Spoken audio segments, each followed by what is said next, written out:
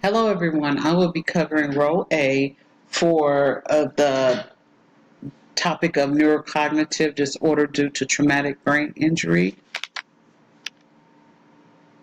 Cognitive disorder due to traumatic brain injury, TBI, occurs after impact to the head, mechanisms of rapid movement, or displacements of the brain with the skull.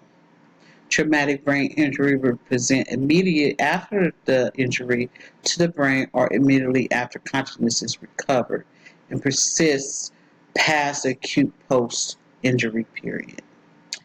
DSM criteria for traumatic brain injury includes things such as loss of consciousness, post-traumatic amnesia, disorientation and confusion, and neurological signs such as neuroimaging demonstrating injury, new onset of seizures, or worsening of pre-existing seizures.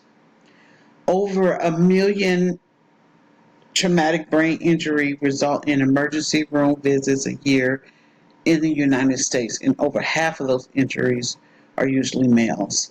2% of the populations live with traumatic brain injuries related disabilities.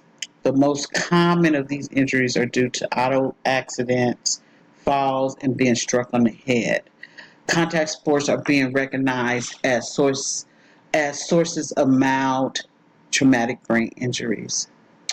Diagnostic features include um, loss of consciousness, post traumatic amnesia, neurological signs such as neuroimaging demonstrating injury, a new onset of seizures, and a marked worsening of pre existing seizure disorder, visual field cuts.